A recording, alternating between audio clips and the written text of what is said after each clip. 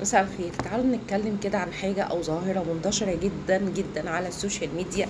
أنا عن نفسي يعني الموضوع بالنسبة لي شايفاه ان هو اعاقه ذهنيه يعني.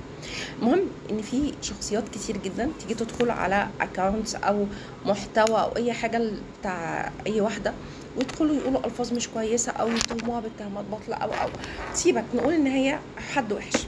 انت بقى بتدخل تشيل ذنوب ليه او تشتم في حد ليه؟ يعني انت عندك مشكله نفسيه مثلا، ايه اللي يوصلك ان انت تدخل على اكونت حد ما تعرفهوش وتتهمه بالباطل او تشتمه او خلينا نقول ان قول المعروف، يعني حتى لو واحده مش كويسه فانت المفروض ما تدخلش تشتمها بلفظ خير. لو هي واحده كويسه فانت كده شلت ذنوب. تاني حاجه، انت ايش عرفك اللي داخل تشتمها دي اصلا ممكن تكون احسن منك، ممكن تكون احسن منك دينا وخلقا وحاجات كتير جدا. في حاجات كده البني ادم ما بيقدرش يحكم عليها من السوشيال ميديا. انا كده بتكلم في العموم. في بقى حاجه فظيعه يعني اللي هو معاهم او عليهم، يعني ما هتلاقوا معظم الشخصيات دي يحاول يتعرف على الواحده، فلما ما تدلوش وش يعني زي ما بنقول يروح يشتمها ويهاجمها وي. طب يعني برضو ليه؟ خليكم فاكرين ان الدنيا سلف ودين، ان الحياه رايحه جايه بالظبط زي الاستك كده. اللي بتعمله النهارده هتلاقيه، واللي بتعمله حتى لو حاجه وحشه صغيره قد كده هتلاقيها، لان ربنا في كل الاحوال كل حاجه بتترد.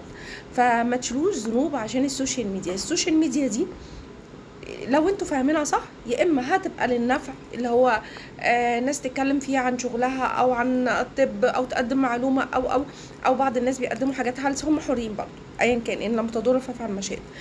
او ان انت متواجد عليها فور فن، اللي هو ده الهدف الاساسي اللي كان معمول عشانه السوشيال ميديا. بعد كده دخل فيها الجانب التجاري والربحي والاعلانات المموله او السبونسرات والجو ده. المهم في الاخر يا ريت البني ادمين تبقى في حالها، ما تدخلش تحشر نفسها في حال الناس التانية.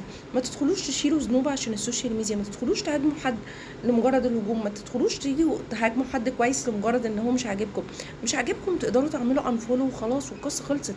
انما تدخلوا تهاجموا واحده يعني انت كده الناس بتقولك برافو، بالعكس بتشوفك ناقص ومش راجل اصلا ان انت تدخل تشتم واحده، مش حلوه مش ظريفه. انا كده بكلمكم عن نماذج كتير انا بشوفها، عشان ما حدش، عشان في ناس كتير بتقولي الفيديوز بتاعتك هجوم على الرجاله. طيب ما هو ما فيش واحده هتدخل تشتم راجل، وما فيش واحده مثلا هتيجي تعمل، فالجانب الاخر مش موجود. فانا بتكلم عن كيسز معينه، الكيسز دي انا بشوفها على السوشيال ميديا في فيديوز كتير. بما ان بقى انتوا مش متابعين الناس اللي بتقول لي كده، في فيديوز كتير ببقى بتكلم في حاجات مشاكل عند الستات، بس انتوا تقريبا بتشوفوا الجانب اللي بيستفزكم بس. انما انا ولا منحازه للرجاله ولا منحازه للستات، انا بطرح مواضيع للنقاش. ممكن تكون المواضيع دي ملهاش علاقه بيا، ممكن تكون مواضيع ملهاش علاقه بحاجه حصلت دلوقتي، حاجات من زمان او مشاكل عامه او حاجات انا بشوفها على السوشيال ميديا. انا متواجده على السوشيال ميديا طول الوقت بحكم شغلي، فبالتالي البني ادمين لو السوشيال ميديا هتوصلهم ان هم يشيلوا ذنوب وان هم يشتموا ويتشتموا والكلام ده، يبقى ابعد عن السوشيال ميديا افضل. يعني خليك كده ضيف خفيف على السوشيال ميديا، خليك انسان محترم، خليك انسان بيعرف ازاي يتعامل مع الفيميل عامه، كلهم الستات يعرف يتعامل معاها باسلوب كويس. انت هتتابع حد عاجبك تابعه، مش عاجبك تجنبه، اعمل له بلوك. اتس اب تو يو، انت حر في كل تصرفاتك، بس مش حر ان انت تبقى حد مش عاجبك وتدخل تهاجم. فدي او الموضوع ده يا ريت يؤخذ بعين الاعتبار، عشان زي ما انا بقول لكم الموضوع كتير. ممكن انتوا تكونوا مش متابعين، بس لا الموضوع اوفر كتير قوي، وبشكل غير اخلاقي وبشكل غير انساني وحاجات كتير قوي.